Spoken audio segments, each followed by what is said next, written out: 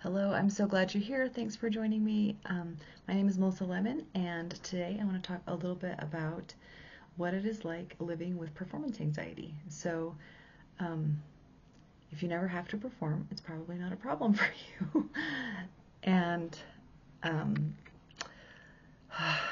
I guess what it's like for me is like in that moment when you need to perform, it feels incredibly difficult to do so.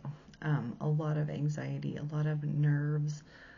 And for me, I also have a lot of um, like racing thoughts, and all of these things make it very difficult to concentrate, and concentration is necessary when you're performing. And so, um, opportunities to perform have really come often in my life. I grew up playing a musical instrument and being in an orchestra, and that is more comfortable to me playing in kind of a part of a group, but I will still have a massive amount of anxiety before our performance begins in that kind of a setting.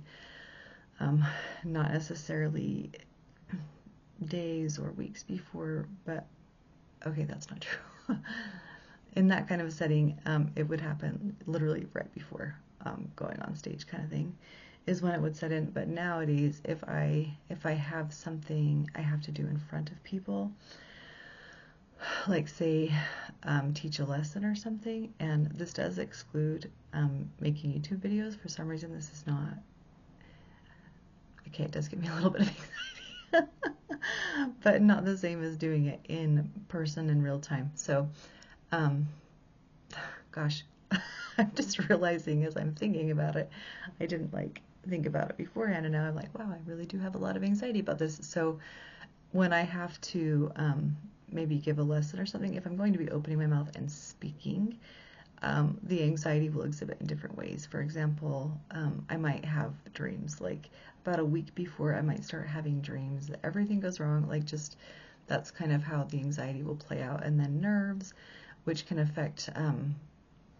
like my bowels, my stomach, like it can just make me physically sick. And then like performing, so I am a pianist, and in the church that I go to, I have the opportunity sometimes to play the piano. Sometimes I've had, a job playing the piano where I did it on an every week basis, and the really hard thing about that for me is that for that hour I'm anxious. For that hour I struggle to concentrate. For that hour I have all kinds of worries and racing thoughts, and not to mention an uncomfortable bottom, because piano benches are not terribly comfortable. But so it's just a lot. Like performance anxiety can really be a lot. And the thing with anxiety for me is I've never really let it prevent me from doing anything that I wanted to do. And so, avoidance wasn't necessarily my skill. When it comes to PTSD, that's I would say a tactic or a strategy, the avoidance thing. But with everything else, I'm like, I'm going to do it even though I feel this way. And I just have kind of forced myself to do it. In fact, when my anxiety got so bad and I started to exhibit symptoms of agoraphobia, which is not wanting to leave your house and being afraid to leave your house, that was when I was like, oh, I need help, because I want to be able to leave my house. I want to be able to go do all the things that I want to do. I love to do things. And so I haven't ever let it stop me, even though at times I kind of wish I would have, because I think it would have been a little healthier for me sometimes, not all of the times, to just give myself a break from those super intense feelings that I was having so regularly. So performance anxiety is not fun either, and my heart just goes out to anybody who has any of these disorders. And I haven't talked a lot about diagnosis yet, but I think I am soon. But I just want to say, like, we call these disorders, and I wish we wouldn't. I don't like that phrase. I don't like to put labels on things. But I'm going to talk in that video about diagnosis, about why I stick with, that's the wrong thing, why I stick with diagnosis, why I think they can be helpful and useful at times. So, a little more about performance anxiety. So how do I cope with performance anxiety? Because like I said, I don't really let it stop me from doing the things I want to do.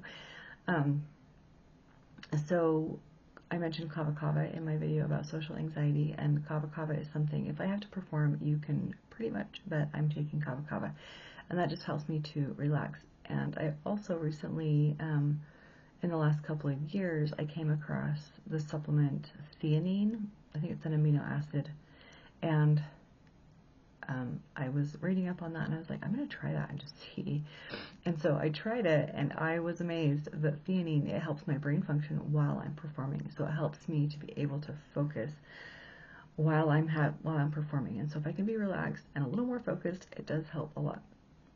And there are homeopathics for that too. Again, I'd probably also take it Ignatia. I would probably be taking at least 3 things before a performance to help me.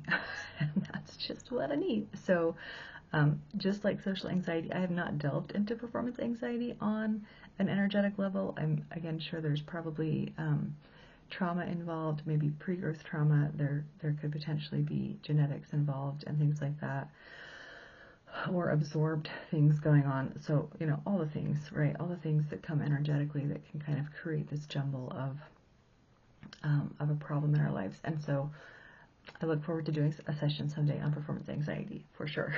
So, because I need one. So, thanks so much for watching today, and we'll see you again tomorrow.